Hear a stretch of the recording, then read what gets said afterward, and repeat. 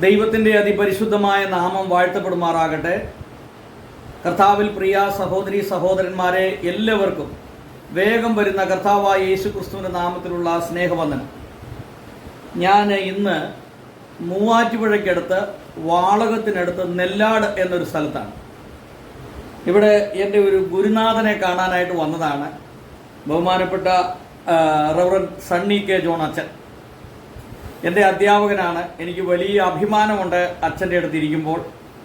ഞാൻ ബൈബിൾ സ്കൂളിൽ പഠിക്കുമ്പോൾ bishop P John Varghese Bible institute, saint Thomas evangelical church of ഇന്ത്യയുടെ ബൈബിൾ സ്കൂളിൽ ഞാൻ പഠിക്കുമ്പോൾ എന്നെ പേഴ്സണൽ ഇവാഞ്ചലിസവും കമ്മ്യൂണിക്കേഷൻ സ്കിൽസും പഠിപ്പിച്ച അധ്യാപകനാണ് സണ്ണിയച്ചൻ. ഇന്ന് സണ്ണിയച്ചൻ്റെ ജീവിതത്തിൽ നിന്ന് നമുക്ക് അച്ഛൻ്റെ അനുഭവ സാക്ഷ്യം നമുക്ക് കേൾക്കാനായിട്ട് ഇടയായിത്തീരും. ഓപ്പറേഷൻ മൊബൈലൈസേഷനിലൂടെയാണ് അച്ഛൻ ഈ സുവിശേഷ വേലയിലേക്ക് വരുന്നത്. അപ്പോൾ ഇന്നത്തെ പുതുതലമുറകൾക്ക് ഓപ്പറേഷൻ മൊബൈലൈസേഷനെ കുറിച്ചൊന്നും കൂടുതലായിട്ട് അറിവുണ്ടാവില്ല. എന്നാൽ അച്ഛൻ്റെ 50 വർഷത്തെ ജീവിതത്തിൽ വളരെ ത്യാഗപൂർണമായ ജീവിതം, സുവിശേഷ വേലയിൽ അച്ഛൻ്റെ അനുഭവ സാക്ഷ്യം നമ്മളെല്ലാവരെയും വളരെയധികം ചിന്തിപ്പിക്കുന്നതാണ്. 50 വർഷം സുവിശേഷ വേലയിൽ താൻ പ്രവർത്തിച്ചു. ഇപ്പോഴും സുവിശേഷ വേലയിൽ പ്രവർത്തിച്ചുകൊണ്ടിരിക്കുന്നു. അതുകൊണ്ട് അച്ഛൻ്റെ അനുഭവ സാക്ഷ്യം നമുക്ക് കേൾക്കാനായിട്ട് കഴിയും. അച്ഛനെക്കുറിച്ച് പറയുമ്പോൾ ഞാൻ എപ്പോഴും ചിന്തിക്കുന്ന ഒരു കാര്യം, ഏത് സായിപ്പ് വന്നാലും ഇംഗ്ലീഷിൽ നിന്ന് മലയാളത്തിലേക്ക് പരിഭാഷപ്പെടുന്നത് ഈ അച്ഛനാണ്. അപ്പം ഞങ്ങളൊക്കെ ബൈബിൾ സ്കൂളിൽ പഠിക്കുമ്പോൾ അത്ഭുതത്തോടെ ഈ അച്ഛൻ്റെ ട്രാൻസ്ലേഷൻ, മലയാളത്തിലേക്കുള്ള പരിഭാഷ വളരെ കൗതുകപൂർവ്വം ഞങ്ങൾ കേട്ടുകൊണ്ട് ഇരുന്നിട്ടുണ്ട്. അത്രമാത്രം ഇത്രയും നല്ലതുപോലെ ഇംഗ്ലീഷിൽ നിന്നുള്ള പ്രസംഗം മലയാളത്തിലേക്ക് ട്രാൻസ്ലേറ്റ് ചെയ്യുന്ന ഒരു വ്യക്തിയെ എൻ്റെ ഈ 45 വർഷത്തെ ജീവിതത്തിനിടയിൽ ഞാൻ കണ്ടിട്ടില്ല. അത്രമാത്രം അതിസമർത്ഥനായ, ഇംഗ്ലീഷിലൊക്കെ അതിസമർത്ഥനായ ഒരു അച്ഛനാണ് സണ്ണി കെ ജോൺ അച്ഛൻ. അപ്പോൾ ഇന്ന് അച്ഛൻ്റെ അനുഭവ സാക്ഷ്യം കേൾക്കുവാനും അച്ഛനോട് സംസാരിക്കുവാനും കഴിഞ്ഞതൊരു വലിയ ഭാഗ്യമായിട്ട് കണക്കാക്കുന്നു. അച്ഛ, ഗോസ്പൽ TV UP എന്ന ഈ യൂട്യൂബ് ചാനലിലേക്ക് അച്ഛനെ ഹാർദമായിട്ട് സ്വാഗതം ചെയ്യാണ്. അച്ഛൻ്റെ വിലപ്പെട്ട സമയം ഈ ചാനലിന് വേണ്ടി അനുവദിച്ചതിനുള്ള നന്ദി അറിയിക്കുന്നു. ദൈവം ധാരാളമായിട്ട് അനുഗ്രഹിക്കട്ടെ. അച്ഛ, സ്വയമായിട്ടൊന്ന് പരിചയപ്പെടുത്താമോ? അച്ഛൻ്റെ പേര്, ഇപ്പോൾ ഏത് സഭയായിട്ട് ബന്ധപ്പെട്ട് നിൽക്കുന്നു, വീട്ടിൽ ആരൊക്കെയുണ്ട്, ഇപ്പോൾ എവിടെ താമസിക്കുന്നു, ഇതിനെക്കുറിച്ചൊന്ന് പറയാമോ? ദൈവനാമത്തിന് നന്ദിയോടെ സ്തോത്രം ചെയ്യുന്നു. ഇങ്ങനെ ഒരവസരം എനിക്ക് ലഭിച്ചതോർത്ത് ഞാൻ ദൈവത്തെ സ്തുതിക്കുന്നു. നിങ്ങളോട് ഒന്നിച്ച് എൻ്റെ അനുഭവം പങ്കുവെക്കുവാൻ ലഭിച്ചതായ അവസരം ഏറ്റവും ശ്രേഷ്ഠമായി ഞാൻ കരുതുന്നു. ഞാനൊരു വൈദികനാണ്. എൻ്റെ പേര് റവറൻ സണ്ണി കെ ജോൺ. ഞാൻ പെരുമ്പാവൂർ സ്വദേശിയാണ്. എന്നിരുന്നാലും ഇപ്പോൾ നെല്ലാട് എന്ന് പറയുന്ന സ്ഥലം, മൂവാറ്റുപുഴയ്ക്ക് അടുത്താണ് ഞാൻ താമസിക്കുന്നത്. ഞാൻ 30 വർഷമായി പട്ടക്കാരൻ ആയിട്ട് സുവിശേഷ വേലയിലായിട്ട് 50 വർഷവും തികഞ്ഞു. അച്ഛൻ ഈ ഏത് സഭയുമായി ബന്ധപ്പെട്ടാണ് നിൽക്കുന്നത്? ഞാൻ saint Thomas evangelical church of ഇന്ത്യയുടെ പട്ടക്കാരനാണ്. ഓക്കെ. എൻ്റെ ഭവനത്തിൽ ഇപ്പോൾ എൻ്റെ മാതാവും 2 സഹോദരങ്ങളും ഉണ്ട്. ഓക്കെ. അച്ഛൻ ഏത് ക്രിസ്തീയ പശ്ചാത്തലത്തിലാണ് ജനിച്ചു വളർത്തപ്പെട്ടത്? ഞാൻ മാർത്തോമാ സഭയിലാണ് ജനിച്ചതും എന്നെ മാമോദിസ കഴിപ്പിച്ചതും മാർത്തോമാ സഭയിലാണ്. എന്നാൽ എനിക്ക് 3 വയസ്സുള്ളപ്പോൾ എൻ്റെ മാതാപിതാക്കൾ saint Thomas evangelical church of ഇന്ത്യയുടെ ഭാഗമായി, തുടർന്ന് ഞാൻ അതിൻ്റെ ഭാഗമായിട്ടാണ് വളർന്നു വന്നത്. അങ്ങനെ ഈ മാർത്തോമാ സഭയിൽ നിന്ന് ഈ സെൻറ് തോമസ് ഇവാഞ്ചലിക്കൽ ചർച്ചിലേക്ക് മാറാനായിട്ട് എന്തെങ്കിലും കാരണങ്ങൾ അച്ഛൻ്റെ പിതാവ് പറഞ്ഞതായിട്ടുള്ള ഓർമ്മകളുണ്ടോ? മാർത്തോമാ സഭയിൽ നിന്ന് ഇവാഞ്ചലിക്കൽ സഭയിലേക്ക് വരുവാനുണ്ടായ പ്രധാന കാരണം മാർത്തോമാ സഭയിലെ വിവിധങ്ങളായ ഉപദേശങ്ങളെ സംബന്ധിച്ച് അവർക്ക് ഉണ്ടായതായ പ്രശ്നങ്ങളും ആ സഭ ആ നിലയിൽ തുടരുകയാണെങ്കിൽ ഒരു സുവിശേഷ വിഹിത സഭയായി തുടരുവാൻ സാധ്യതയില്ല എന്നറിഞ്ഞുകൊണ്ടാണ് എൻ്റെ മാതാപിതാക്കൾ ഇവാഞ്ചലിക്കൽ സഭയിലേക്ക് വന്നത്. അച്ഛൻ പഠിച്ചതും വളർന്നതൊക്കെ എവിടെയാണ്? ഞാൻ എൻ്റെ സ്കൂൾ വിദ്യാഭ്യാസം സെൻറ് തോമസ് ഹൈസ്കൂൾ പെരുമ്പാവൂരാണ്, ആശ്രം ഹൈസ്കൂളിൽ. പിന്നീട് ഈ പഠനകാലത്തിന് ശേഷം എനിക്ക് സുവിശേഷ വേല ചെയ്യണം എന്ന് ചിന്തിക്കാനായിട്ട് അല്ലെങ്കിൽ അങ്ങനെ ഒരു താല്പര്യം തോന്നാനായിട്ടുള്ളൊരു കാരണം എന്താണ്? അതിനെന്തെങ്കിലും ഒരു പ്രചോദനമായോ? ഞാൻ മനസ്സിലാക്കുന്നത് അച്ഛൻ്റെ പിതാവ് ട്രൈബൽ മിഷൻ്റെ പ്രവർത്തകനായിരുന്നു, അതിൻ്റെ ആരംഭം മുതലുള്ള ആളാണ്.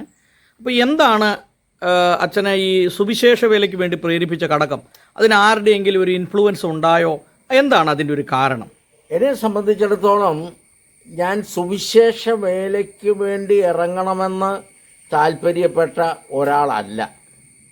ഞാൻ ജീവിതത്തിൽ എൻ്റെ സ്വന്തമായ ഒരു ജോലിയോ ബിസിനസ്സോ ചെയ്ത് എനിക്ക് കിട്ടുന്ന നന്മയിൽ നിന്ന് ഒരു ഭാഗം ദൈവവേലയ്ക്ക് കൊടുത്ത് അങ്ങനെ ജീവിക്കണമെന്ന് വിചാരിച്ച ആളാണ്. എന്നാൽ 1975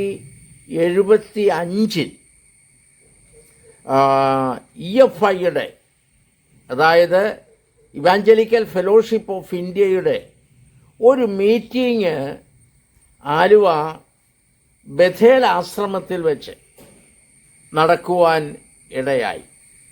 ആ മീറ്റിങ്ങിൽ വെച്ചാണ് ഞാൻ സത്യത്തിൽ സുവിശേഷ വേല എന്താണെന്നും അത് എപ്രകാരം ചെയ്യേണ്ടതാണെന്നും നമ്മളെല്ലാവരും പങ്കാളികളാകേണ്ടതാണെന്നും ഉള്ളതായ ഒരു ചിന്തയിലേക്കും ബോധ്യത്തിലേക്കും വന്നത്. അന്നാണ് ഞാൻ സുവിശേഷ വേലയ്ക്കായി സമർപ്പിച്ചത്. അത് എത്ര വയസ്സുള്ളപ്പോഴായിരുന്നു? അതെനിക്ക് 17 വയസ്സുള്ളപ്പോഴാണ്. അതിനുശേഷം പിന്നീട് സുവിശേഷ വേലക്കാരനാകണമെന്ന ആഗ്രഹത്തോടെ പിന്നീട് എടുത്ത സ്റ്റെപ്പ് എന്താണ്? ഞാൻ 17 വയസ്സുള്ളപ്പോൾ കർത്താവിനെ രക്ഷിതാവായി സ്വീകരിച്ചു. അന്ന് ഞാൻ കോളേജിൽ പഠിക്കുന്ന സമയമാണ്. 1975 ഞാൻ ബൈബിൾ സ്കൂളിലേക്ക് പോകുന്നത്. എൻ്റെ ബൈബിൾ സ്കൂൾ വിദ്യാഭ്യാസം 2 ബൈബിൾ സ്കൂളിലായി 4 വർഷം പൂർത്തിയാക്കി. അതിനുശേഷമാണ് ഞാൻ സുവിശേഷ വേലയ്ക്ക് ഇറങ്ങുന്നത്. ഇപ്പോൾ സുവിശേഷ വേലയ്ക്ക് ഇറങ്ങിയപ്പോൾ ആദ്യം എവിടെയാണ് അച്ഛൻ പ്രവർത്തിച്ചത്? ഇവാഞ്ചലിസ്റ്റ് സഭയായിട്ട് ബന്ധപ്പെട്ടാണോ അതോ മറ്റേതെങ്കിലും സംഘടനകളുമായി ബന്ധപ്പെട്ടാണോ പ്രവർത്തിച്ചത്? ഞാൻ ആദ്യം സുവിശേഷ വേലയ്ക്ക് വരുമ്പോൾ ഓപ്പറേഷൻ മൊബിലൈസേഷനാണ് എൻ്റെ മനസ്സിലുണ്ടായിരുന്ന ഒരു സംഘടന. കാരണം അതിലെ ഒരു ടീം എൻ്റെ വീട്ടിൽ ഏകദേശം 6 മാസം താമസിച്ച് പ്രവർത്തിക്കുവാനായിട്ട് ഇടയായി. അവരുടെ പ്രവർത്തനവും അവരുടെ രീതിയും ഒക്കെ എന്നെ വല്ലാതെ ആകർഷിച്ചു. അതുകൊണ്ട് ഓപ്പറേഷൻ മൊബിലൈസേഷനിൽ പ്രവർത്തിക്കണമെന്നാണ് ഞാൻ ചിന്തിച്ചത്. അങ്ങനെ OM ടീമിലാണ് ഞാൻ പ്രവർത്തിക്കുന്നത്. അത് എവിടെയാണ് ഈ പ്രവർത്തനവുമായിട്ട് ബന്ധപ്പെട്ട് എവിടെയായിരുന്നു? ഞാൻ ബാംഗ്ലൂരാണ് തുടങ്ങുന്നത്. അതിനുശേഷം ഉത്തർപ്രദേശ്, മധ്യപ്രദേശ് തുടങ്ങിയതായ വടക്കേ ഇന്ത്യൻ സംസ്ഥാനങ്ങളിൽ ഞാൻ പ്രവർത്തിച്ചു. അപ്പോൾ ഈ ഓപ്പറേഷൻ മൊബൈലൈസേഷൻ്റെ പ്രവർത്തനങ്ങളെക്കുറിച്ചൊന്ന് പറയാമോ? ഇന്നത്തെ ഈ പുതിയ തലമുറയ്ക്കൊന്നും ചിലപ്പോൾ അത്രയും അറിവ് കാണില്ലായിരിക്കും ഈ വിഷയത്തെക്കുറിച്ച്. അവരുടെ ഒരു സുവിശേഷ പ്രവർത്തന രീതി എന്താണ്? ഈ ഓപ്പറേഷൻ മൊബൈലൈസേഷൻ എന്ന സംഘടന എന്താണ്? അവരുടെ പ്രവർത്തന രീതികൾ എന്താണ്? അവരുടെ ഇന്ത്യയിലൊക്കെ ഇതുപോലുള്ള സ്ഥലങ്ങളിലുള്ള അവരുടെ സ്വാധീനം, അവർ മുഖേന ആളുകളെ ക്രിസ്തുവിലേക്ക് കൊണ്ടുവരാൻ കഴിഞ്ഞിട്ടുണ്ട്, അതിനെക്കുറിച്ചൊക്കെ ഒന്ന് വിവരിക്കാമോ? 1978 ഞാൻ ഓപ്പറേഷൻ മൊബിലൈസേഷനിൽ ചേരുന്നത്. അതായത് 1978 ഡിസംബർ മാസത്തിലാണ് ഞാൻ ഓപ്പറേഷൻ മൊബിലൈസേഷനിൽ ചേരുന്നത്.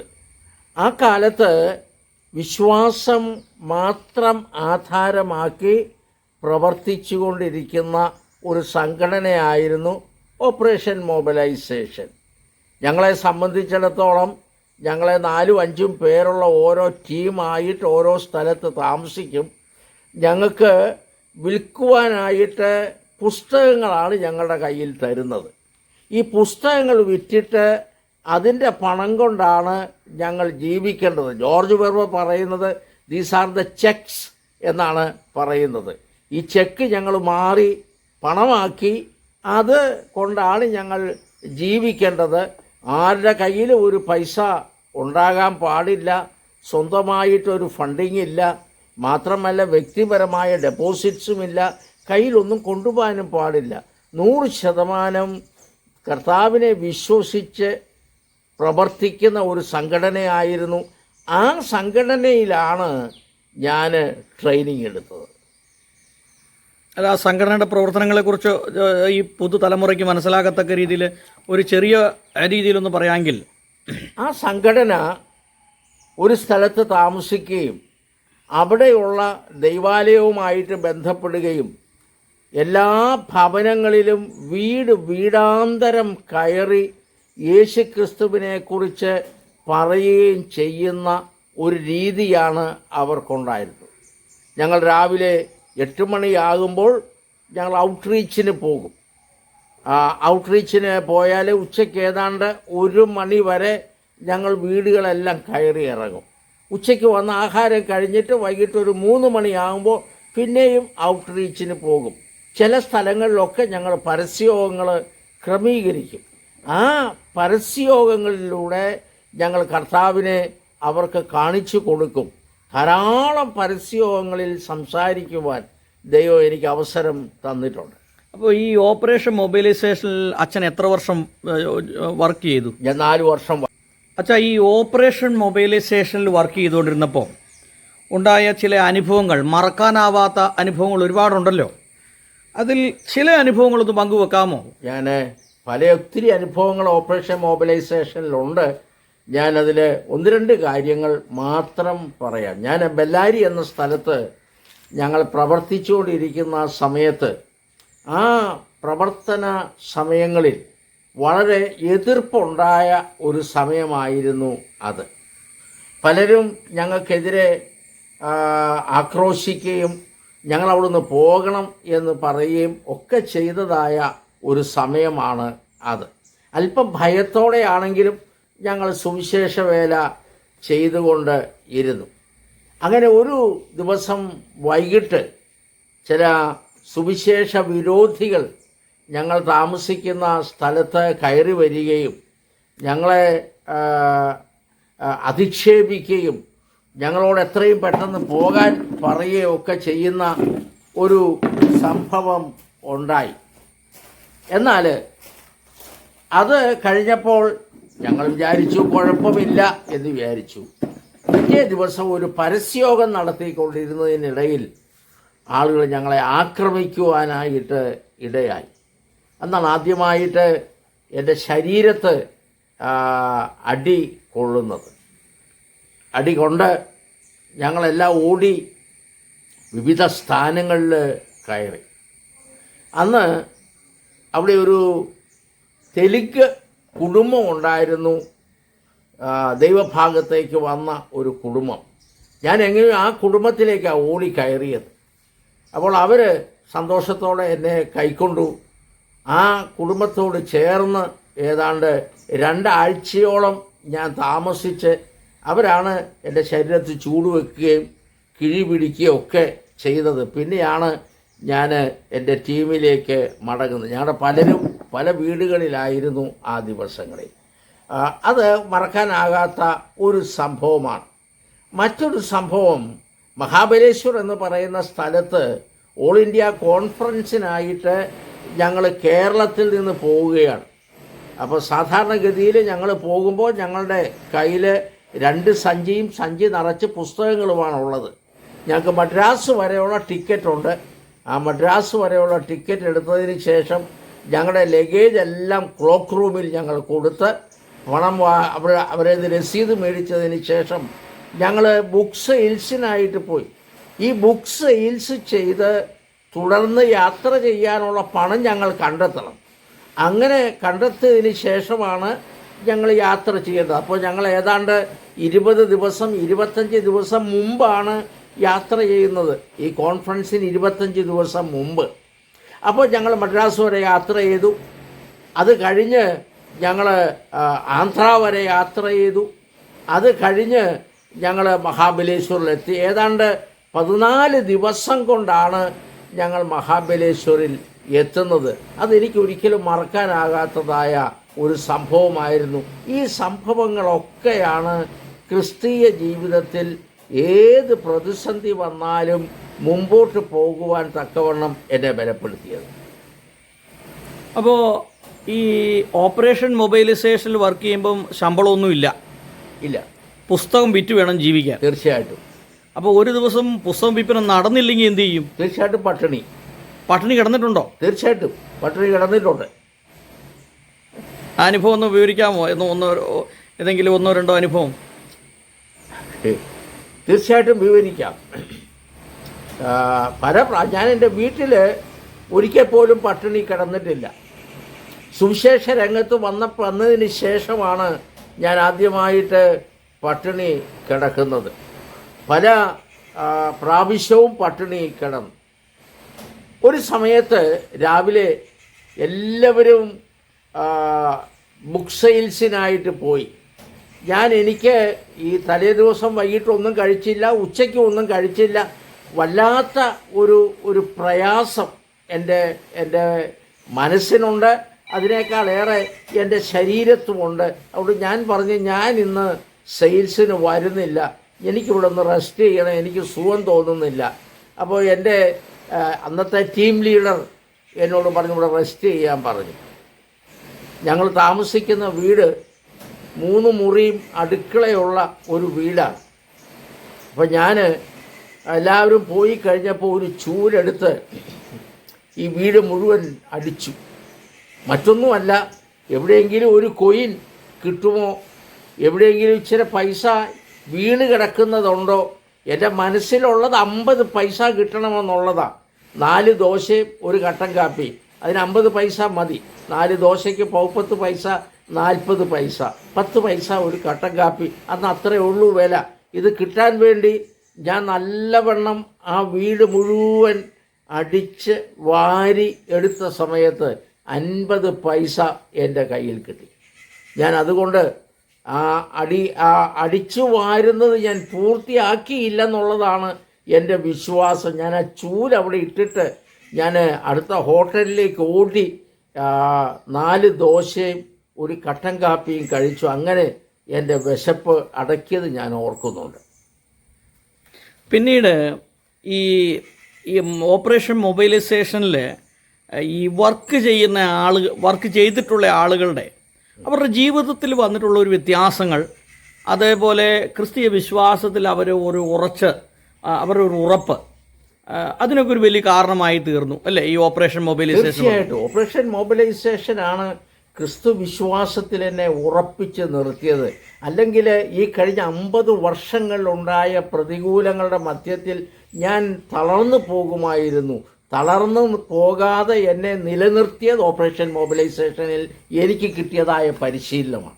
അല്ല, അവിടുന്ന് എന്താണ് ഈ ഓപ്പറേഷൻ മൊബൈലൈസേഷൻ ഈ 4 വർഷം വർക്ക് ചെയ്തപ്പോൾ അച്ഛൻ ജീവിതത്തിൽ പഠിച്ച പാഠങ്ങൾ എന്തൊക്കെയാണ്?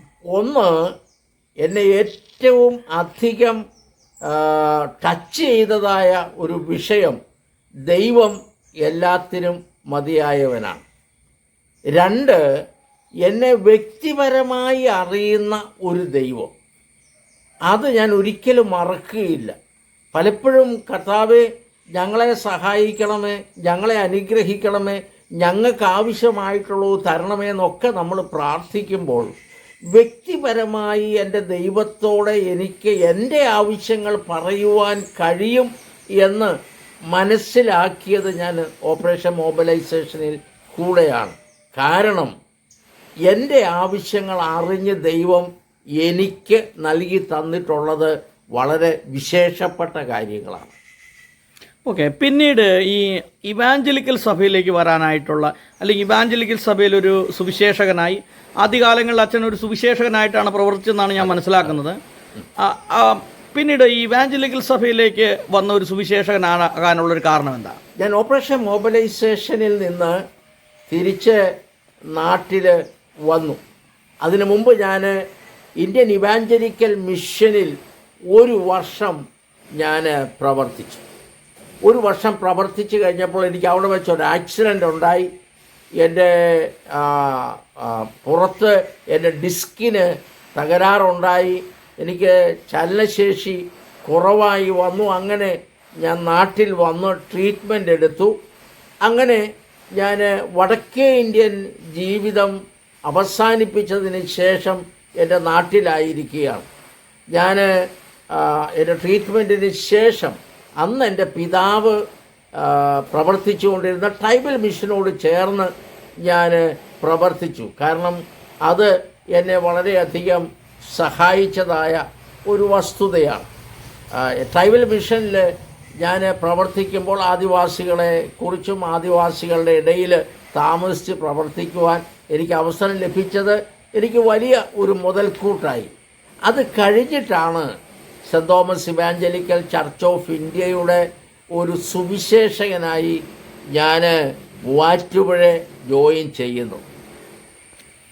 ഓക്കെ, പിന്നീട് ഇവാഞ്ചലിക്കൽ സഭയിൽ വന്നതിന് ശേഷമുള്ള അനുഭവങ്ങളെക്കുറിച്ചൊന്ന് പറയാമോ? ഇവാഞ്ചലിക്കൽ സഭയിൽ ഞാനൊരു സുവിശേഷകനായിട്ടാണ് ജോയിൻ ചെയ്യുന്നത്. അപ്പോൾ അന്ന് എന്നോട് ഇവാഞ്ചലിക്കൽ സഭയിലെ തിരുമേനി പറഞ്ഞത് പുതിയ മിഷൻ ഫീൽഡുകൾ എടുത്ത് പ്രവർത്തിക്കുവാനായിട്ട് കഴിയണം, നമുക്ക് മിഷൻ ഫീൽഡുകൾ വേണം. അങ്ങനെ ഞങ്ങൾ മൂവാറ്റുപുഴ, ഞാൻ ജോൺ സക്രിയ സാറിനോട് ചേർന്ന് താമസിച്ചുകൊണ്ട് ഞാൻ മൂവാറ്റുപുഴയെ പ്രവർത്തിക്കുവാൻ തുടങ്ങി. ആ കാലത്താണ് മുള്ളരിങ്ങാട്, അതുപോലെ ചാത്തമറ്റം, പൂയംകുട്ടി തുടങ്ങിയതായ സ്ഥലങ്ങളിൽ ഇവാഞ്ചലിക്കൽ സഭയുടെ വേല ആരംഭിക്കുന്നത്. ആ വേലയിൽ ഞാൻ ഉത്സുകനായിരുന്നു. ഞാൻ ആ വേലയിൽ തുടർന്ന് പോകുവാൻ ഇഷ്ടപ്പെട്ടതായ ഒരു വ്യക്തിയാണ്. ഏതൊക്കെ സ്ഥലങ്ങളിലാണ് അച്ഛൻ ഒരു സുവിശേഷകനായിരുന്നപ്പോൾ പ്രവർത്തിച്ചിട്ടുള്ളത്? ഞാൻ സുവിശേഷകനായി പ്രവർത്തിച്ചത് മൂവാറ്റുപുഴയോട് ചേർന്നതായ സ്ഥലങ്ങളിൽ. ഒന്ന് മുള്ളരിങ്ങാട്, ചാത്തമറ്റം, പൂയംകുട്ടി, കല്ലേലിമേട്, ഈ 4 സ്ഥലങ്ങളെ കേന്ദ്രീകരിച്ചാണ് ഞങ്ങൾ പ്രവർത്തിച്ചുകൊണ്ടിരുന്നത്. പിന്നീട് വൈദിക പദവിയിലേക്ക് അച്ഛൻ ഏത് സമയത്താണ് വന്നത്? 1995 ഞാൻ ചാത്തമറ്റത്ത് ഒരു സുവിശേഷകനായിരിക്കുമ്പോഴാണ് വൈദിക വൃത്തിയിലേക്ക് എന്നെ വിളിക്കുന്നത്. എന്നെ ബഹുമാനപ്പെട്ട കോശി തിരുമേനി എന്നെ വിളിച്ചിട്ട് പറഞ്ഞു, സണ്ണി സഹോദരൻ ഒരു വൈദികനായി തീരണമെന്ന് ഞങ്ങൾ ആഗ്രഹിക്കുന്നു, എന്താണ് ചിന്തിക്കുന്നത്? ഞാൻ ആദ്യം പറഞ്ഞു, ഇല്ല, എനിക്കതിനുള്ള ഒരു കഴിവില്ല, എനിക്കതിനുള്ള ഒരു വരമില്ല, അതുകൊണ്ട് ഞാൻ അങ്ങനെ ആയിത്തീരുന്നില്ല എന്ന് പറഞ്ഞു. ഞാൻ തിരികെ വീട്ടിലേക്ക് പോന്നു. രണ്ടാമതും എന്നെ വിളിച്ചിട്ട് എന്നോട് പറഞ്ഞു, അച്ഛനൊരു വൈദികനായി തീരണമെന്നുള്ളതാണ് ഞങ്ങളുടെ താല്പര്യം. കാരണം നമുക്ക് പുതിയ മിഷൻ ഫീൽഡ് ഉണ്ടാകണം. അതുകൊണ്ട് മിഷൻ ഫീൽഡിൽ പ്രവർത്തിച്ച പരിചയമുള്ളത് കൊണ്ട് സഹോദരൻ ഒരു വൈദികനായി തീരണം. അങ്ങനെ ഇവാഞ്ചലിക്കൽ സഭയിൽ 1995 വൈദികനായി. അങ്ങനെ 95 ഞാൻ തിരുമേനിയോട് സംസാരിച്ച് കഴിഞ്ഞപ്പോൾ തിരുമേനി ഒരു വൈദികനായിരുന്ന കാലത്ത് ഉപയോഗിച്ചിരുന്ന സർപ്ലീസും സ്റ്റോളും മടക്കിയെടുത്ത് എൻ്റെ കയ്യിൽ കൊണ്ട് തന്നിട്ട് പറഞ്ഞു, ഇനി അച്ഛനൊന്നും ഇനി സണ്ണി ഒന്നും പറയണ്ട, ഭവനത്തിലേക്ക് പോയി പ്രാർത്ഥിക്കാൻ പറഞ്ഞു. അങ്ങനെയാണ് ഞാനൊരു പട്ടക്കാരനായത്. പിന്നീട് ഒരു വൈദികനായതിന് ശേഷമുള്ള പ്രവർത്തനങ്ങളെക്കുറിച്ചൊന്ന് പറയാമോ? ഒരു വൈദികനായതിന് ശേഷം ഞാൻ മിഷണറി പട്ടക്കാരൻ എന്ന നിലയിലാണ് ഇവാഞ്ചലിക്കൽ സഭയിൽ വരുന്നത്. അതുകൊണ്ട് തന്നെ മിഷൻ പ്രവർത്തനമാണ് എന്നിൽ നിക്ഷിപ്തമായിരിക്കുന്ന പ്രധാന ജോലി എന്നുള്ളത് എനിക്ക് മനസ്സിലായി. ഞാൻ മിഷണറി ആയിട്ട് തന്നെ തുടർന്നു. ഞാൻ ഈ പറഞ്ഞതായ മുള്ളരിങ്ങാട്, ചാത്തമറ്റം, കല്ലേലിമേട്, പൂയംകുട്ടി തുടങ്ങിയതായ സ്ഥാനങ്ങളിൽ പോയി പ്രവർത്തിച്ചു കൊണ്ടേ ഇരുന്നു. ഞാനൊരു വൈദികനായപ്പോൾ ഇടവകയുടെ ചുമതലയും എനിക്ക് തന്നു. എന്നാൽ എനിക്ക് ഇടവകയുടെ ചുമതലയേക്കാൾ എനിക്കിഷ്ടം, എൻ്റെ മനസ്സിന് തൃപ്തി മിഷൻ ഫീൽഡിൽ പ്രവർത്തിക്കുന്നതായിരുന്നു. അപ്പോൾ ഈ വൈദികനായിട്ട് ഇപ്പോൾ എത്ര വർഷമായി? 30 വർഷമായി. 30 വർഷമായി. അപ്പോൾ ഈ 30 വർഷത്തിൽ ചില സംഭവങ്ങളുണ്ടല്ലോ നമ്മുടെ ഓർമ്മയിൽ നിൽക്കുന്ന. തീർച്ചയായിട്ടും. അതിനെക്കുറിച്ചൊന്ന് പറയാമോ? ഞാൻ ഈ 30 വർഷം വൈദികനായിട്ട് ഇരിക്കുമ്പോൾ പല നിലകളിൽ എൻ്റെ മനസ്സിന് പ്രയാസവും ഭാരവും ഉണ്ടായി. എന്നെ ആദ്യം അപ്പോയിൻ്റ് ചെയ്യുന്നത് തിരുവനന്തപുരത്താണ്. മഞ്ചവിളാകം, മൈലച്ചൽ തുടങ്ങിയതായ തെക്കൻ തിരുവിതാംകൂറിലെ ഇടവകളാണ് എനിക്ക് തന്നത്. അന്ന് ഞാൻ മൂവാറ്റുപുഴയാണ് താമസിക്കുന്നത്. എനിക്ക് 2 കൊച്ചു കുഞ്ഞുങ്ങളുണ്ട്. അവരും എൻ്റെ ഭാര്യയും മൂവാറ്റുപുഴ താമസിക്കുന്നു. ഞാൻ തെക്കൻ തിരുവിതാംകൂറിൽ തിരുവനന്തപുരത്തിന് അപ്പുറത്ത് പ്രവർത്തിക്കുന്നു. അപ്പോൾ വളരെയധികം വിഷമം പിടിച്ചതായ സാഹചര്യങ്ങൾ എൻ്റെ മുൻപിൽ ഉണ്ടായി. ഞാൻ ദൈവത്തോട് ചോദിച്ചു, കർത്താവേ, ഇത് തന്നെയാണോ നീ എന്നെക്കുറിച്ച് ആഗ്രഹിക്കുന്നത്? ഇത് തന്നെയാണോ ഞാൻ ചെയ്യേണ്ടിയിരുന്നത് എന്നൊക്കെ ഞാൻ ദൈവത്തോട് ഇടയ്ക്കിടയ്ക്ക് ചോദിക്കുമായിരുന്നു. കാരണം ഞാൻ തന്നെ ഒരു മുറിയിലാണ് കിടക്കുന്നത്, വേറെ ആരുമില്ല. ആ സമയത്തൊക്കെ ദൈവത്തോട് പ്രാർത്ഥിക്കുമായിരുന്നു. എന്നെ കൂടെ എൻ്റെ മനസ്സിലേക്ക് വന്ന ഒരു വാക്യം റോമാലേഖനം 12-ാം അധ്യായത്തിൻ്റെ 1ഉം 2ഉം വാക്യങ്ങളാണ്. അതിൻ്റെ 2ാമത്തെ വാക്യം, നന്മയും പ്രസാദവും പൂർണ്ണതയുമുള്ള ദൈവഹിതം ഇന്നതെന്ന് തിരിച്ചറിയേണ്ടതിന് നിങ്ങൾ മനസ്സ് പുതുക്കി രൂപാന്തരപ്പെടുവീൻ. ആ വാക്യം എന്നെ പിന്നെയും എൻ്റെ മനസ്സിലേക്ക് വന്നുകൊണ്ടിരുന്നു. ഞാൻ മനസ്സ് പുതുക്കണം, രൂപാന്തരപ്പെടണം, ദൈവത്തിൻ്റെ ഹിതം പൂർണ്ണമായി ഞാൻ അറിയണം എന്ന് എന്നോട് പറയുന്നതായ ശബ്ദം കേട്ടു. ആ സമയത്താണ് ദൈവവചനത്തെക്കുറിച്ച് കൂടുതലായിട്ട് ഞാൻ മനസ്സിലാക്കുന്നത്. കാരണം എനിക്ക് ദൈവവചനം വായിക്കുവാൻ ഇഷ്ടം പോലെ സമയം ഉണ്ട്. 75-ൽ ഞാൻ രക്ഷിക്കപ്പെടുമ്പോൾ, ഞാൻ കർത്താവിന് വേണ്ടി വേർതിരിക്കപ്പെടുമ്പോൾ അന്ന് ഞാനൊരു തീരുമാനമെടുത്തിരുന്നു, വേദപുസ്തകം വർഷത്തിലൊരിക്കൽ മുഴുവനായിട്ട് വായിച്ച് തീർക്കും. 75-ലാണ് ഞാൻ ആദ്യമായിട്ട് വേദപുസ്തകം ഉൽപ്പത്തി മുതൽ വെളിപ്പാട് വരെ വായിക്കുന്നത്. ആ പ്രക്രിയ ഇന്നും തുടരുകയാണ്. എത്ര പ്രാവശ്യം വായിച്ചു എന്നുള്ളത് നിങ്ങൾക്ക് കണക്ക് കൂട്ടി എടുക്കാൻ പറ്റുമല്ലോ. ഓക്കെ. അച്ഛൻ്റെ ജീവിതത്തിൽ ഈ വൈദിക വേലയിൽ ശേഷം പിന്നെ ബൈബിൾ കോളേജിലൊക്കെ പഠിപ്പിക്കുകയും ഒക്കെ ചെയ്യുമായിരുന്നല്ലോ. അതിൻ്റെ ഇപ്പം എൻ്റെയും ഒരു അധ്യാപകനാണ് അച്ഛൻ. അപ്പോൾ ആ അനുഭവങ്ങളെക്കുറിച്ചൊന്ന് പറയാമോ? ബൈബിൾ സ്കൂളിലെ കുട്ടികളെ പഠിപ്പിക്കുന്നതുമായിട്ട് ബന്ധപ്പെട്ടുള്ള അനുഭവങ്ങളെക്കുറിച്ച്. വേദപുസ്തകം പഠിപ്പിക്കുക എന്നത് എൻ്റെ ജീവിതത്തിലെ ഏറ്റവും താല്പര്യമുള്ള ഒരു വസ്തുത ആയിരുന്നു. കാരണം വേദപുസ്തകം പഠിക്കണം, അത് മനസ്സിലാക്കിയെങ്കിൽ സുവിശേഷ വേല ചെയ്യുവാൻ നമുക്ക് സാധിക്കുള്ളൂ. ഫലപ്രദമായ സുവിശേഷ വേലയ്ക്ക് വേദപുസ്തക പഠനം ആവശ്യമാണ്. അതുകൊണ്ട് തന്നെ ഞാൻ 4 വർഷം ബൈബിൾ സ്കൂളിൽ പഠിച്ചു. അത് കൂടാതെ നിവൃത്തിയുള്ളിടത്തോളം സമയങ്ങൾ സ്വന്തമായി വേദപുസ്തകം പഠിക്കുകയും കറസ്പോണ്ടൻസ് കോഴ്സുകളിൽ ഞാൻ പങ്കെടുക്കുകയും അങ്ങനെ വേദപുസ്തകം പഠിക്കുകയും ചെയ്തുകൊണ്ടിരുന്നു. അപ്പോഴാണ് നമ്മുടെ bishop John memorial Bible school നമ്മുടെ തിരുവല്ലയിൽ ആരംഭിക്കുന്നത്. അപ്പോൾ അന്ന് എന്നോട് ചോദിച്ചു, ഏതെങ്കിലും ഒരു വിഷയം പഠിപ്പിക്കാനായിട്ട് അച്ഛനെ കൊണ്ട് കഴിയുമോ? ഞാൻ പറഞ്ഞു, ഞാൻ പഠിപ്പിക്കാം. കമ്മ്യൂണിക്കേഷൻ സ്കിൽസ്, എങ്ങനെയാണ് നമ്മൾ കമ്മ്യൂണിക്കേറ്റ് ചെയ്യുന്നത്, അതാണ് ഞാൻ അന്ന് മുതൽ ഈ കഴിഞ്ഞ ടേം വരെയും പഠിപ്പിച്ചുകൊണ്ടിരുന്നതായ വിഷയം. ഓക്കെ. അച്ഛൻ്റെ ജീവിതത്തിൽ ചില ദുഃഖകരമായ അനുഭവങ്ങളിലൂടെ അച്ഛൻ കടന്നുപോയി. ആ സാഹചര്യങ്ങളിലൊക്കെ എങ്ങനെയാണ് അച്ഛൻ അതിനെ തരണം ചെയ്തത്? എൻ്റെ ജീവിതത്തിൽ ധാരാളം ദുഃഖകരമായ അനുഭവങ്ങൾ ഉണ്ടായിരുന്നു.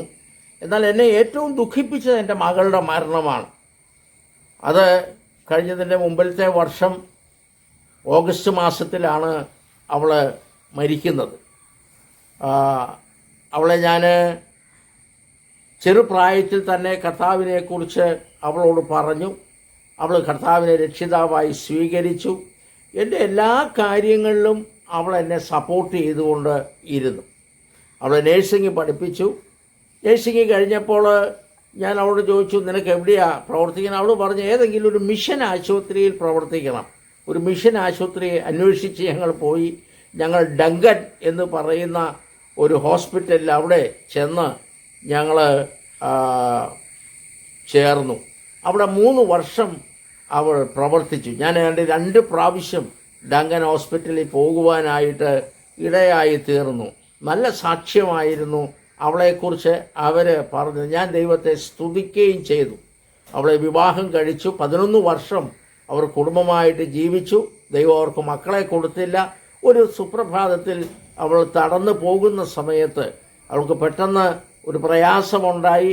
അത് ഹാർട്ട് അറ്റാക്ക് ആയിട്ട് തീർന്നു. അവളെ ഹോസ്പിറ്റലിൽ എത്തിക്കുവാൻ കഴിഞ്ഞില്ല. അവൾ മരിച്ചുപോയി. അതായിരുന്നു എൻ്റെ മനസ്സിലെ ഏറ്റവും ദുഃഖകരമായ ഒരു സംഭവം. എന്നാൽ പിന്നീട് പല പ്രിയപ്പെട്ടവരെന്നെ വിളിച്ച് എന്നോട് ചോദിച്ച ഒരു വസ്തുത, അച്ഛൻ ക്ഷേമമായി ഇരിക്കുന്നു. വേറൊന്നും എന്നോട് ചോദിച്ചിട്ടില്ല. കാരണം ഇതെന്നെ വല്ലാതെ തളർത്തിക്കളയും എന്ന് മനസ്സിലാക്കിയാണ് അവർ ചോദിക്കുന്നത്. ഞാൻ അവരോടെല്ലാം പറഞ്ഞു, ഞാൻ ക്ഷേമമായിരിക്കുന്നു, നന്നായിരിക്കുന്നു, ദൈവം എന്നെ സഹായിക്കുന്നു, ദൈവം എന്നെ നടത്തുന്നു, അതുകൊണ്ട് ഞാൻ നന്നായിരിക്കുന്നു എന്ന് പറഞ്ഞു. മാത്രമല്ല, ദൈവം തന്ന കൃപയ്ക്കനുസരണമായി പ്രവർത്തിക്കുവാൻ എനിക്ക് ഇടയായി തീർന്നു എന്നുള്ളത് ഏറ്റവും പ്രശംസനീയമായ ഒരു വസ്തുതയാണ്. ഓക്കെ, അച്ഛൻ്റെ ഒരു ദിവസത്തെ ഒരു ജീവിത രീതി, അല്ലെങ്കിൽ രാവിലെ എഴുന്നേൽക്കുമ്പോൾ മുതൽ വൈകുന്നേരം വരെയുള്ള ഒരു ടൈം ടേബിൾ എന്താണ്? എൻ്റെ ദിവസം രാവിലെ 3:30 തുടങ്ങും. പലരിൽ നിന്നും വളരെ വ്യത്യസ്തമായ ഒരു ജീവിത രീതിയാണ് എൻ്റെ. 3:30 ഞാൻ എഴുന്നേറ്റ് എൻ്റെ പ്രാഥമിക കാര്യങ്ങളെല്ലാം കഴിഞ്ഞ് ഞാൻ എൻ്റെ ഓഫീസിൽ വന്നാൽ ഞാൻ ആദ്യം പ്രാർത്ഥിക്കും. ദീർഘനേരം പ്രാർത്ഥിച്ച് കഴിഞ്ഞിട്ടാണ് ഞാൻ വേദപുസ്തകം വായിക്കുന്നത്. കാരണം പ്രാർത്ഥനയിൽ ഞാൻ ദൈവത്തോട് എൻ്റെ ആവശ്യങ്ങളും എൻ്റെ കാര്യങ്ങളെല്ലാം പറഞ്ഞതിന് ശേഷം ദൈവത്തിന് എന്നോട് എന്തെങ്കിലും പറയാനുണ്ടെങ്കിൽ ഞാൻ കേൾക്കേണ്ടത് ദൈവവചനത്തിൽ നിന്നാണ്. അതുകൊണ്ട് ഞാൻ ദൈവവചനം 2ാമതാണ് വായിക്കാറ്. ദൈവവചനം തുടർച്ചയായിട്ട് ഞാൻ വായിക്കുന്ന സമയത്ത് ദൈവത്തിൻ്റെ ആത്മാവ് എന്നോട് സംസാരിക്കും. അതൊരു 6:30 മണിയാകുമ്പോഴത്തേക്കും തീരും. 3:30 മുതൽ 6:30 വരെയുള്ള സമയം രാവിലെ എൻ്റെ പ്രാർത്ഥനയ്ക്കും ഡിവോഷനും ഉള്ള സമയമാണ്. ചൊവ്വാഴ്ച രാവിലെയാണ് ഞാൻ പല സംഘടനകളെയും സഭകളെയും പല പ്രിയപ്പെട്ടവരെയൊക്കെ ഓർത്ത് പ്രാർത്ഥിക്കുന്നത്. എൻ്റെ കമ്പ്യൂട്ടറിനകത്ത് പല ഫോട്ടോകൾ കിടപ്പുണ്ട്. ഞാൻ അന്നേരം ഈ ഫോട്ടോ എല്ലാം എടുത്തിങ്ങനെ ക്ലിക്ക് ചെയ്ത് നോക്കുമ്പോൾ പല സ്ഥലങ്ങളിൽ ഞാൻ പ്രവർത്തിച്ചത്, പല ആളുകളുമായിട്ട് ഇടപെട്ടത്, അതെല്ലാം എൻ്റെ മുമ്പിലേക്ക് വരും. അവരെല്ലാം ഓർത്ത് ഞാൻ പ്രാർത്ഥിക്കും. അങ്ങനെ 6:30 വരെയുള്ള സമയം. അത് കഴിയുമ്പോൾ ഞങ്ങളുടെ കുടുംബ പ്രാർത്ഥന കഴിഞ്ഞ് അവരവരുടെ കാര്യങ്ങളിലേക്ക് പോകും. 7 മണി കഴിയുമ്പോൾ ഞാൻ എൻ്റെ സ്റ്റഡിക്കായിട്ട് എൻ്റെ ഓഫീസിൽ പിന്നെയും വരും. അവിടെയാണ് എൻ്റെ ബൈബിൾ സ്റ്റഡികളെല്ലാം നടക്കുന്നത്. മാത്രമല്ല, ഞാൻ ഒരു 4 വർഷമായിട്ട് സ്ഥിരമായി രാവിലെ 6 മണിയാകുമ്പോൾ ഒരു ഡിവോഷൻ ഞാൻ വാട്സപ്പിൽ ഇടുന്നുണ്ട്. ഏതാണ്ട് 2000 ചില്ലുവാനും ആളുകൾ ഇപ്പോൾ അത് കേൾക്കുകയും ദൈവത്തെ സ്തുതിക്കുകയും ചെയ്യുന്നുണ്ട്. അപ്പോൾ ആ കാര്യങ്ങളൊക്കെ ഉണ്ടാക്കുന്ന ആ സമയങ്ങളാണ് രാവിലെ 7 മണി മുതൽ ഒരു 9 മണി 10 മണി. 10 മണി കഴിഞ്ഞാൽ പിന്നെ പുറത്തിറങ്ങി പല കാര്യങ്ങൾ ചെയ്ത് ഉച്ചയ്ക്ക് വന്നിച്ചിട്ട് ആഹാരം കഴിച്ച്, അത് കഴിഞ്ഞ് ഇപ്പോൾ ഞാൻ ഉച്ച കഴിഞ്ഞ് ഒന്ന് ഉറങ്ങും. കാരണം കഴിഞ്ഞ നാളുകളിലൊന്നും ഉച്ച കഴിഞ്ഞ് ഉറങ്ങാൻ എനിക്ക് സമയം ഉണ്ടായിട്ടില്ല. ഞാൻ 18 വർഷം ഇവാഞ്ചലിക്കൽ സഭയുടെ ബിഷപ്പന്മാരുടെ സെക്രട്ടറി ആയിരുന്നു. കോശി തിരുമേനിയുടെ സെക്രട്ടറി ആയിട്ട് ഞാൻ 8 വർഷം പ്രവർത്തിച്ചു. CV മാത്യു തിരുമേനിയുടെ സെക്രട്ടറി ആയിട്ട് ഞാൻ 10 വർഷം പ്രവർത്തിച്ചു. ആ സമയത്തൊന്നും എനിക്ക്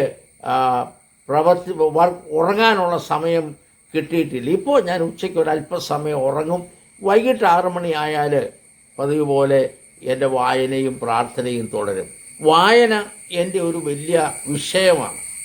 ഏതാണ്ട് 5000-ലധികം പുസ്തകങ്ങൾ എൻ്റെ ലൈബ്രറിയിൽ ഇപ്പോൾ ഉണ്ട്. എന്നാൽ ഒരു പ്രശ്നമുള്ളത്, ഞാൻ വായിക്കാത്ത ഒരു പുസ്തകവും എൻ്റെ ലൈബ്രറിയിൽ എനിക്ക് വായിക്കാൻ ഇനിയും പുസ്തകം വാങ്ങിക്കേണ്ടിയിരിക്കുന്നു. ദൈവം അങ്ങനെ ഒരു കൃപ എനിക്ക് തന്നിട്ടുണ്ട്. വായിക്കുവാൻ ഇഷ്ടം പോലെ വായിക്കും. അതിൽ നിന്ന് ദൈവം എനിക്ക് ആവശ്യമായ ജ്ഞാനം തരുന്നു. ഓക്കെ, ഇവാഞ്ചലിക്കൽ സഭയിൽ അച്ഛൻ വൈദികനായിട്ട് സേവനം അനുഷ്ഠിച്ചപ്പോൾ ആ ഇവാഞ്ചലിക്കൽ സഭയുടെ പ്രവർത്തനങ്ങളെക്കുറിച്ചൊന്ന് പറയാമോ? എന്താണ് ഇവാഞ്ചലിക്കൽ സഭ, എന്താണ് അതിൻ്റെ ഉപദേശങ്ങൾ, എന്താണ് അതിൻ്റെ പ്രവർത്തന രീതികൾ എന്തൊക്കെയാണ്? പൊതുവെ ഇവാഞ്ചലിക്കൽ സഭയിലുള്ള ആളുകളുടെ ഒരു ആത്മീക നിലവാരം, ഇതിനെക്കുറിച്ചൊക്കെ ഒന്ന് ജസ്റ്റ് ഇവാഞ്ചലിക്കൽ സഭയെക്കുറിച്ചൊന്ന് പറയാമോ? ഇവാഞ്ചലിക്കൽ സഭയെക്കുറിച്ച് ഞാൻ പറയുമ്പോൾ എനിക്ക് ഏറ്റവും അധികം താല്പര്യമുള്ള ഒരു സഭയാണ് ഇവാഞ്ചലിക്കൽ സഭ. ഒന്ന്, സ്വതന്ത്രമായി ദൈവത്തെ ആരാധിക്കുവാൻ നമുക്കിതുപോലെ മറ്റൊരു സഭയും ഇല്ല. കാരണം ദൈവത്തെ ആരാധിക്കുന്നതിന് അടുക്കും ചിട്ടയും വേണം എന്നുള്ളത് ഇവാഞ്ചലിക്കൽ സഭയിൽ നിർബന്ധമാണ്. എങ്ങനെ അടുക്കണം, എങ്ങനെ ചിട്ട വേണം എന്നുള്ളതല്ല. അതുകൊണ്ട് നമുക്കൊരാരാധന ക്രമമുണ്ട്. ആ ആരാധന ക്രമത്തിൻ്റെ അടിസ്ഥാനത്തിൽ നാം ദൈവത്തെ ആരാധിക്കുന്നു. അതുകൊണ്ട് എല്ലാവർക്കും ആരാധനയിൽ പങ്കെടുക്കുവാനായിട്ട് അവസരം ഉണ്ട്. മാത്രമല്ല, ഈ സഭ സുവിശേഷ വിഹിത ദൈവസഭയാണ്. ഈ സഭയ്ക്കുള്ള 3 പ്രത്യേകതകളെക്കുറിച്ച് പറഞ്ഞാൽ, ഒന്ന്, രക്ഷിക്കപ്പെടുന്നതിന് ഏറ്റവും പ്രാധാന്യം കൊടുക്കുന്ന ഒരു സഭയാണ് ഇവാഞ്ചലിക്കൽ സഭ. കൃപയാലുള്ള രക്ഷ അത് എല്ലാവരും പ്രാപിച്ചിരിക്കണം എന്ന് നിർബന്ധമായി പഠിപ്പിക്കുകയും അത് നിർബന്ധമായി അനുവർത്തിക്കുവാൻ ശ്രമിക്കുകയും ചെയ്യുന്ന ഒരു സഭയാണ് ഇവാഞ്ചലിക്കൽ സഭ. 2, സുവിശേഷീകരണം. നമ്മൾ മാത്രം സ്വർഗത്തിൽ പോയാൽ പോരാ, ജാതികളോട് സുവിശേഷം പറഞ്ഞ് അവരെ നമ്മളുടെ ഭാഗത്തേക്ക് കൊണ്ടുവന്ന് ദൈവമക്കളാക്കി എടുക്കുവാൻ അശ്രാന്ത പരിശ്രമം നടത്തുന്ന ഒരു സഭയാണ് ഇവാഞ്ചലിക്കൽ സഭ. 3, വിശുദ്ധമായി ജീവിക്കുവാൻ പ്രേരിപ്പിക്കുന്ന ഒരു സഭയാണ് ഇവാഞ്ചലിക്കൽ സഭ. നമ്മുടെ ജീവിതത്തിൽ നാം വിശുദ്ധരായിരിക്കണം. വിശുദ്ധ ജീവിതം നാം പ്രാപിക്കണം. നാം വിശുദ്ധിയോടെ ജീവിച്ചെങ്കിൽ മാത്രമേ നമ്മുടെ ലക്ഷ്യസ്ഥാനത്ത് എത്തുകയുള്ളൂ എന്ന് നിർബന്ധമായും പഠിപ്പിക്കുന്ന ഒരു സഭയാണ് ഇവാഞ്ചലിക്കൽ സഭ. അതുകൊണ്ട് തന്നെയാണ് ഈ ഇവാഞ്ചലിക്കൽ സഭയോട് എനിക്ക് സ്നേഹവും കരുതലും ഉള്ളത്. അച്ഛൻ്റെ ജീവിതത്തിൽ അച്ഛനെ സ്വാധീനിച്ചിട്ടുള്ള വ്യക്തികൾ ആരൊക്കെയാണ്? അല്ലെങ്കിൽ ഇന്ന വ്യക്തിയെപ്പോലെ എനിക്കായി തീർന്നാൽ, അല്ലെങ്കിൽ അവരുടെ ആ ജീവിത രീതി, ആത്മീക നിലവാരം എനിക്ക് അനുകരിച്ചാൽ കൊള്ളാം, അല്ലെങ്കിൽ അങ്ങനെ കാണാൻ കഴിഞ്ഞ ആളുകൾ ആരെങ്കിലുമൊക്കെ ഉണ്ടോ? ഞാനൊരു വൈദികനായ ശേഷം എന്നെ വളരെ സ്വാധീനിച്ച ഒരു വ്യക്തിയാണ് PT ചാണ്ടപ്പിള്ള അച്ഛൻ. അച്ഛൻ്റെ ജീവിതവും അച്ഛൻ്റെ സന്ദേശവും ഞാൻ പല പ്രസംഗങ്ങൾ, അച്ഛൻ്റെ ഇംഗ്ലീഷിലുള്ള പ്രസംഗങ്ങൾ മലയാളത്തിലേക്ക് ഞാൻ തർജ്ജമ ചെയ്തിട്ടുണ്ട് അനേക കൺവെൻഷനിൽ. ഓരോ പ്രാവശ്യവും അച്ഛൻ്റെ പ്രസംഗം ഞാൻ തർജ്ജമ ചെയ്യാൻ അച്ഛൻ്റെ കൂടെ നിൽക്കുമ്പോൾ എനിക്കൊരു പ്രത്യേക എനർജിയാണ് എൻ്റെ ഉള്ളിൽ വരുന്നത്. അച്ഛനെ പോലെ ആകണം, അച്ഛനെ പോലെ ജീവിക്കണം, അച്ഛനെ പോലെ സ്വാർത്ഥതയില്ലാത്ത ഒരു മനുഷ്യനായി തീരണമെന്ന് ഞാൻ ഒത്തിരി ആഗ്രഹിച്ചു. എന്നെ വളരെ സ്വാധീനിച്ച ഒരു വ്യക്തിയാണ് അച്ഛൻ. എന്നെ സുവിശേഷ രംഗത്തേക്ക്, അല്ലെ രക്ഷിക്കപ്പെടുവാൻ എന്നെ വളരെയധികം സഹായിച്ച വ്യക്തിയാണ് ബഹുമാനപ്പെട്ട ജോൺ സക്കറിയ സാർ. ഞാൻ ഇന്ന് ഈ ഒരവസ്ഥയിലായിരിക്കുന്നതിന് ഒരു വലിയ കാരണം ജോൺ സക്കറിയ സാറാണ്. അദ്ദേഹം മാതനേഷ്യസ് എഞ്ചിനീയറിംഗ് കോളേജിൽ പഠിപ്പിക്കുന്നു. ഞാൻ ആർട്സ് കോളേജിൽ പഠിക്കുന്നു. ഞാൻ അത്ര നല്ല ഒരു വ്യക്തിയൊന്നും അല്ല ഞാൻ പഠിക്കുന്ന കാലത്ത്. എന്നാൽ എന്നെ അന്വേഷിച്ചു വരികയും എൻ്റെ കൂടെ എന്നെ നിൽക്കുകയും എൻ്റെ ഏത് പ്രയാസങ്ങളിലും എന്നെ സഹായിക്കുകയും എന്നെ ചേർത്ത് നിർത്തുകയും എന്നെ ഉപദേശിക്കുകയൊക്കെ ചെയ്ത ഒരു നല്ല മനുഷ്യനാണ് ജോൺ സെക്രിയ സാറ്. സാറിൻ്റെ ആ ഉപദേശങ്ങളാണ് എന്നെ ക്രിസ്തുവിലേക്ക് ആകർഷിച്ചത്. ഓക്കെ, അച്ഛൻ്റെ പിതാവ് ട്രൈബൽ മിഷൻ്റെ ആദ്യകാല പ്രവർത്തകനും ഒക്കെ ആണല്ലോ. അപ്പം അച്ഛനെക്കുറിച്ചൊന്ന് പറയാമോ? ഒരു ജോൺ സാറിൻ്റെ ഒരു ജീവിത അനുഭവം, ട്രൈബൽ മിഷൻ്റെ ആരംഭം, സുവിശേഷ വേലയോടുള്ള താല്പര്യം, ഇതിനെക്കുറിച്ചൊന്ന് പറയാമോ? എൻ്റെ ജീവിതത്തിലെ എൻ്റെ റോൾ മോഡൽ എൻ്റെ അപ്പനാണ്. അതെനിക്ക് പറയുന്നതിന് വളരെയധികം സന്തോഷം ഉണ്ട്. ഞാൻ പലപ്പോഴും രസമായിട്ടാണെങ്കിലും എൻ്റെ വീട്ടിൽ പറയാറുള്ള ഒരു വാക്യമുണ്ട്: ക്രൂശിക്കപ്പെട്ട ക്രിസ്തുവിനെ അല്ലാതെ മറ്റൊന്നും അറിയാത്തവനായി നിങ്ങളുടെ മധ്യേ പാർക്കണമെന്ന് ഞാൻ ആഗ്രഹിച്ചു എന്ന് പൗലോസ് അപ്പോസ്തലൻ പറയുന്ന അതേ വാചകം എൻ്റെ അപ്പൻ്റെ ജീവിതത്തിൽ അന്വർത്ഥമാണ്. അദ്ദേഹം പെരുമ്പാവൂർ ട്രാവൻകൂർ റയോൺസിലെ ഒരു തൊഴിലാളിയായിരുന്നു. 8 മണിക്കൂർ അവിടെ പ്രവർത്തിക്കും. അത് കഴിഞ്ഞ് വീട്ടിൽ വന്നാൽ ഉടനെ വേദപുസ്തകം എടുത്തുകൊണ്ട് അദ്ദേഹം ഇറങ്ങും.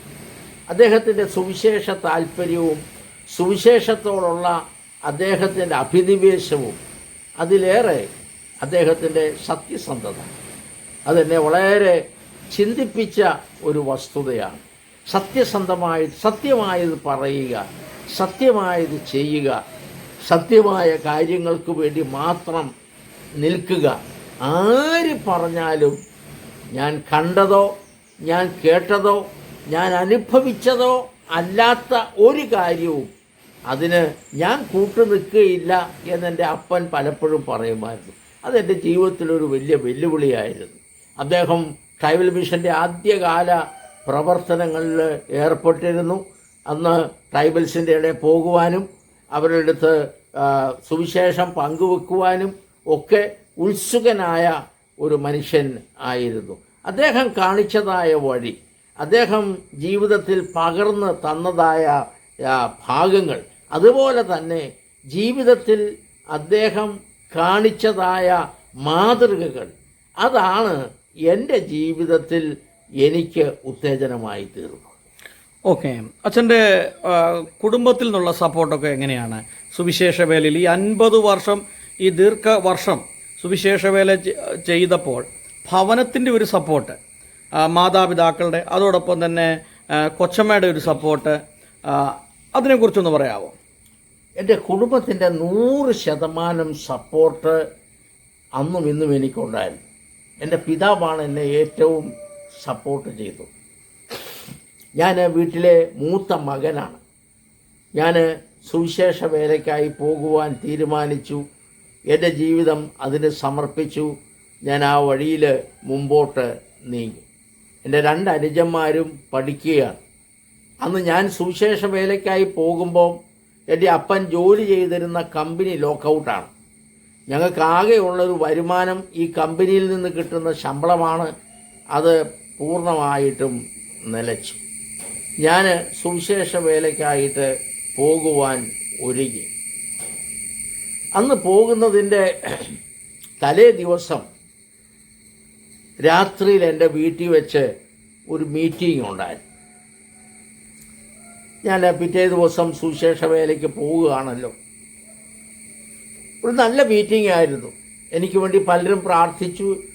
എല്ലാം കഴിഞ്ഞ് ഒരു ചെറിയ ചായ സൽക്കാരവും വീട്ടിൽ കൊടുത്തതിന് ശേഷം എല്ലാവരും പോയി. അന്ന് കീഴിലത്തെ ഞങ്ങളുടെ സുവിശേഷകനായിരിക്കുന്ന TJ ജോൺ ഉപദേശി, അദ്ദേഹവും ഒരു സൈക്കിളിൽ കീഴിലത്തേക്ക് പോയി. ഒരു 10 മിനിറ്റ് കഴിഞ്ഞപ്പോൾ അദ്ദേഹം മടങ്ങി വന്നു. ജോണേ എന്ന് എൻ്റെ അപ്പനെ വിളിച്ചു. ഉപദേശിച്ചതിനാ മടങ്ങി വന്ന് എന്തേലും മറന്നുപോയോ എന്ന് ചോദിച്ചു. അപ്പം അദ്ദേഹം പറഞ്ഞു, ഇല്ല, ഞാൻ സണ്ണിമോനെ ഒന്ന് കാണാൻ വന്നതാ. അദ്ദേഹം എന്നെ കണ്ട് യാത്ര പറഞ്ഞപ്പോൾ അദ്ദേഹത്തിൻ്റെ ആ തടിച്ച ലെതർ പേഴ്സ് തുറന്ന് അതിനകത്തുനിന്ന് ഒരു 5 രൂപ എടുത്ത് എൻ്റെ കയ്യിൽ തന്നു. ബാക്കി ദൈവം നോക്കിക്കൊള്ളും എന്ന് പറഞ്ഞു. ഞാൻ ആദ്യമായി ഒരു മനുഷ്യൻ്റെ കയ്യിൽ നിന്ന് പണം കൈപ്പറ്റുന്നത് അന്നാണ്. 5 രൂപ ഇന്നും എൻ്റെ വേദപുസ്തകത്തിൽ ഇരിപ്പുണ്ട്. അന്നു മുതൽ ഇന്നു വരെ എന്നെ നടത്തി. അത് കഴിഞ്ഞപ്പോൾ എൻ്റെ നേരെ ഇളയ അനുജൻ ബഹ്റൈനിൽ ജോലിക്കായി പോയി. അവനെന്നെ സപ്പോർട്ട് ചെയ്തുകൊണ്ട് ഇരുന്നു. അത് കഴിഞ്ഞപ്പോൾ എൻ്റെ ഇളയ അനുജൻ ദുബൈയിൽ ജോലിക്കായി പോയി. അവരെന്നെ സപ്പോർട്ട് ചെയ്തുകൊണ്ടേ ഇരുന്നു. ഈ 2 വർഷം മുമ്പ് വരെ എന്നെ എൻ്റെ ആവശ്യങ്ങളിലെല്ലാം സപ്പോർട്ട് ചെയ്തിരുന്നത് എൻ്റെ അനുജന്മാരാണ്. അവരാണ് എനിക്ക് സപ്പോർട്ടായിട്ട് നിന്നത്. ഞാൻ 1984 വിവാഹം കഴിക്കുന്നത്. ഒരു സാധു കുടുംബത്തിൽ നിന്ന് ഞാൻ വിവാഹം കഴിച്ചു. വളരെയധികം പ്രതിസന്ധികളും പ്രയാസങ്ങളും കുടുംബമായിട്ട് ഞങ്ങൾ നേരിട്ടു. എന്നാൽ കർത്താവ് ഞങ്ങളോട് കൂടെ ഉണ്ടായി. ഞങ്ങളുടെ ഇല്ലായ്മയിലും ഞങ്ങൾക്കുള്ളപ്പോഴും ഞങ്ങളുടെ പോരായ്മയിലൊക്കെ എൻ്റെ കൂടെ നിൽക്കുവാൻ വളരെ സന്മനസ്സുള്ള ഒരു സ്ത്രീയായിരുന്നു എൻ്റെ ഭാര്യ.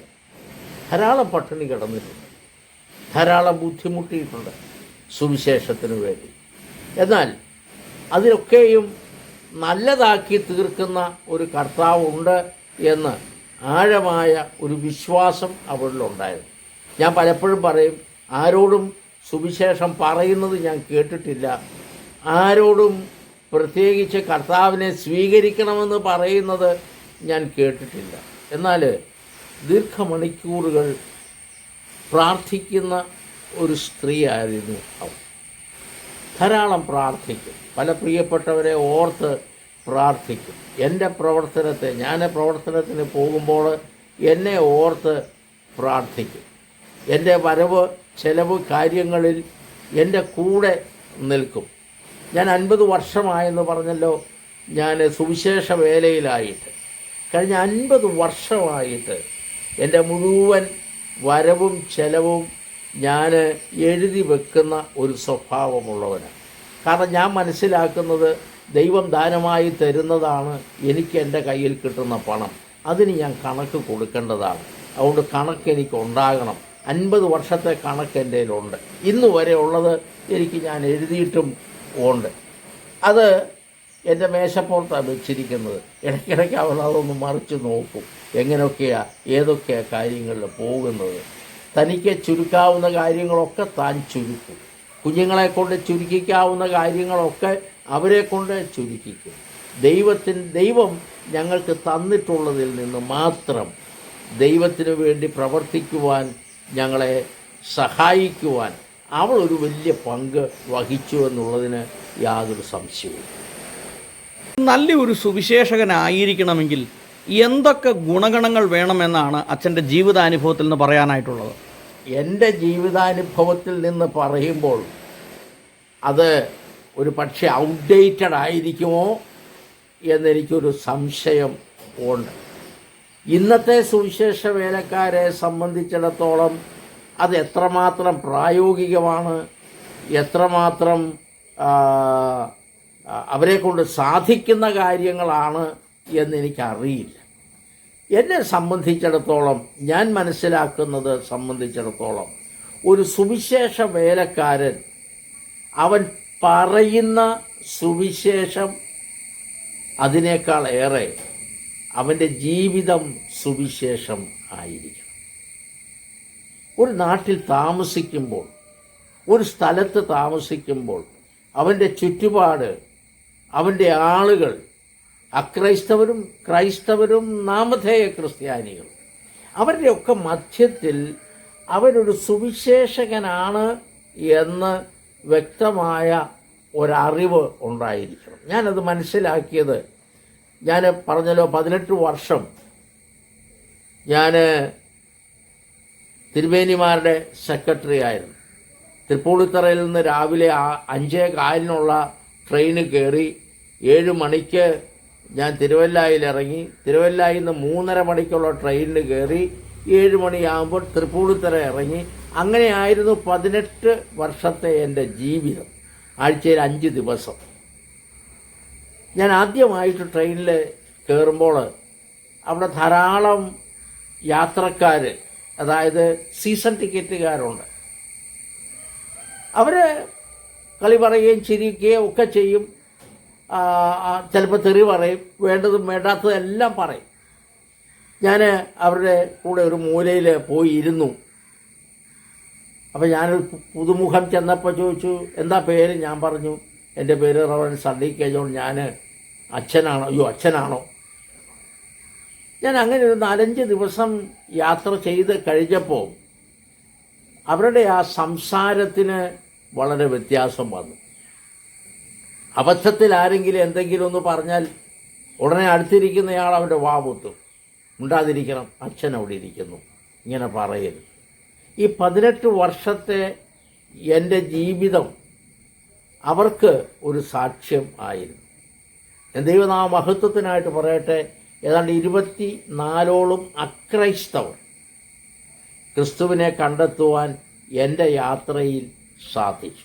ഞാൻ ആരോട് യേശു ക്രിസ്തു കർത്താവാണ്, യേശുവിനെ വിശ്വസിക്കണം, അവനാണ് രാജാവ്, അവനാണ് രക്ഷകൻ, അവൻ മാത്രമേ ദൈവമുള്ളൂ എന്നൊന്നും ഞാൻ പറഞ്ഞിട്ടില്ല.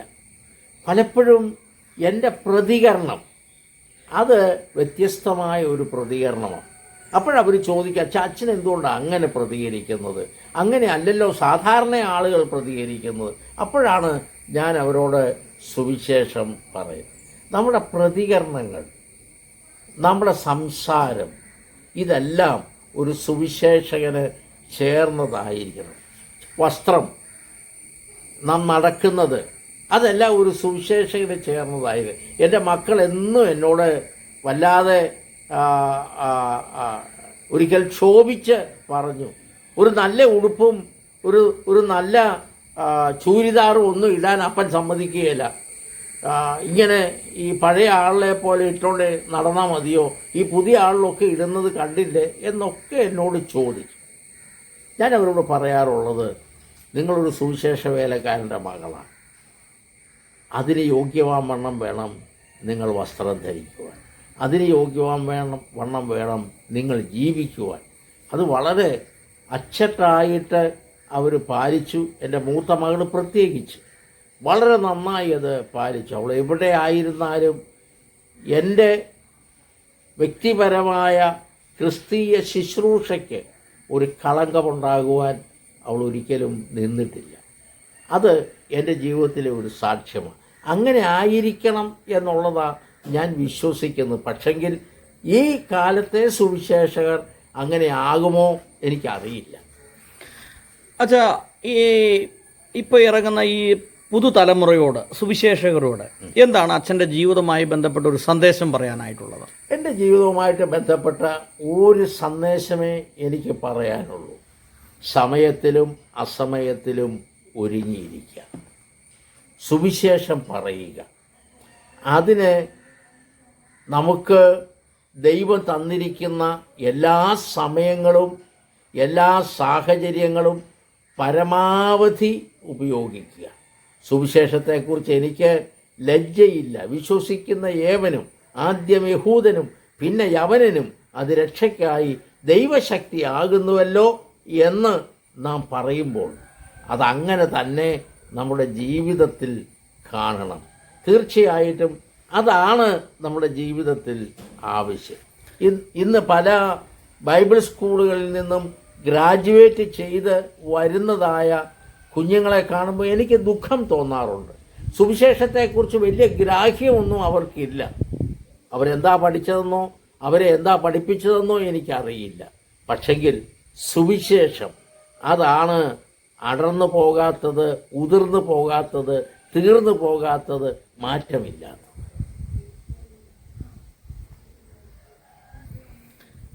ഈ കൺവെൻഷൻ സ്റ്റേജുകളിലൊക്കെ ഈ സായിപ്പന്മാർ അല്ലെങ്കിൽ വിദേശികളൊക്കെ വരുന്ന സമയത്ത് അവരുടെ എല്ലാം പ്രസംഗങ്ങൾ ഇംഗ്ലീഷിൽ നിന്നും മലയാളത്തിലോട്ട് അച്ഛനാണ് ട്രാൻസ്ലേഷൻ ചെയ്യുന്നത്. ഞാൻ അത് കണ്ടിട്ടുണ്ട്. എങ്ങനെയാണ് ഇത്രയും നല്ലതുപോലെ ഇംഗ്ലീഷ് പഠിക്കാനായിട്ട് അച്ഛന് സാധിച്ചത്? അതിന് തക്കതായിട്ടുള്ളൊരു വിദ്യാഭ്യാസം അച്ഛൻ നേരത്തെ നേടിയിട്ടുണ്ടായിരുന്നോ? എന്താണ് അതിൻ്റെ പിന്നിലുള്ള ഒരു ഘടകം എന്താണ്? ഞാൻ ഇതുവരെ ഈ ഇൻ്റർവ്യൂവിൽ സംബന്ധിച്ചത് പേടിച്ച അവസാനം ആ ചോദ്യം ഷാജു എന്നോട് ചോദിച്ചു. എൻ്റെ വിദ്യാഭ്യാസം അത് പറയാൻ എനിക്ക് നാണമാണ്.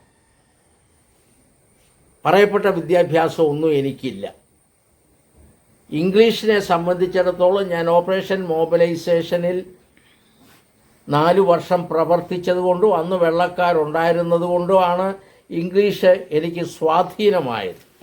എന്നാൽ അതിനേക്കാളൊക്കെ ഏറെയായിട്ട് ഇതൊരു ദൈവകൃപയാണ്. ദൈവത്തിൻ്റെ കൃപയാണ് എന്നെ സഹായിച്ചത്.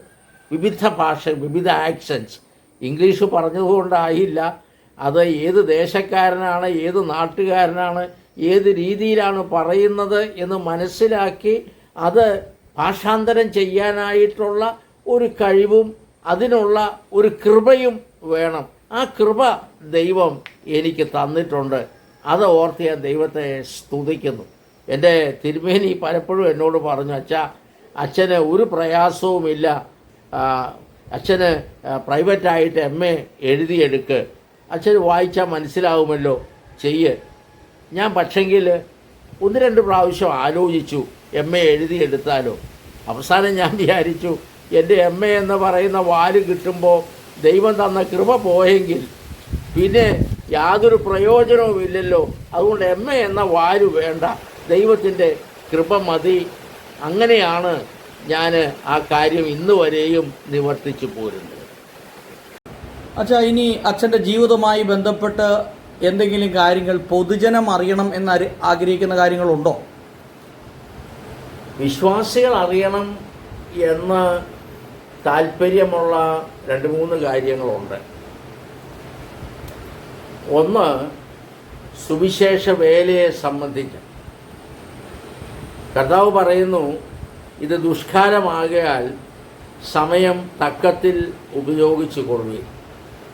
നാം ഉറങ്ങിയിരിക്കാതെ എഴുന്നേറ്റ് അവൻ്റെ വേല ചെയ്യേണ്ട ഒരു സമയം അതിക്രമിച്ചിരിക്കുന്നു എന്ന് പറയുന്നതിൽ യാതൊരു സംശയവും ഇല്ല.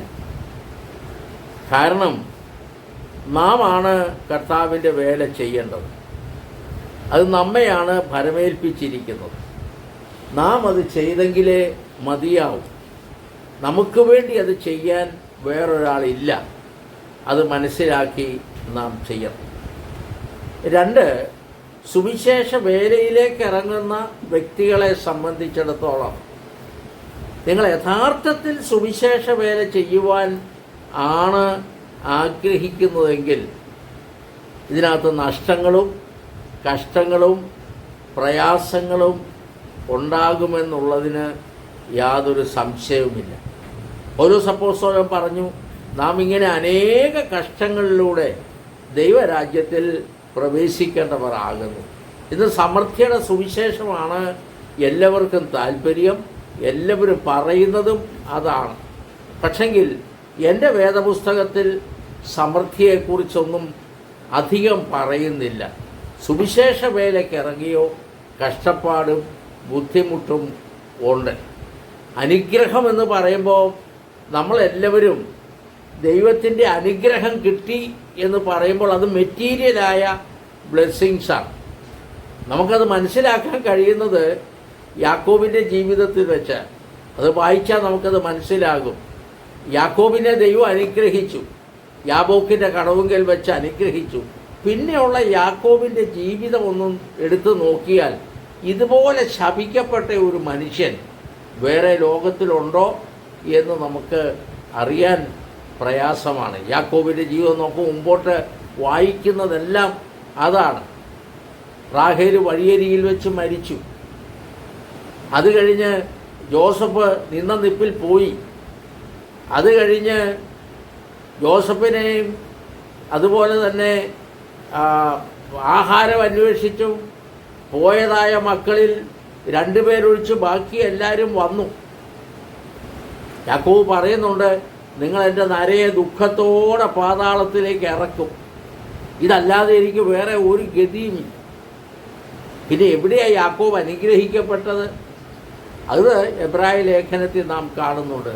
ദൈവശില്പിയായി നിർമ്മിച്ചതും അടിസ്ഥാനമുള്ളതുമായ നഗരത്തിനായി കാത്തിരുന്നുകൊണ്ട് അവൻ ദൈവത്തെ നോക്കി നിന്നു.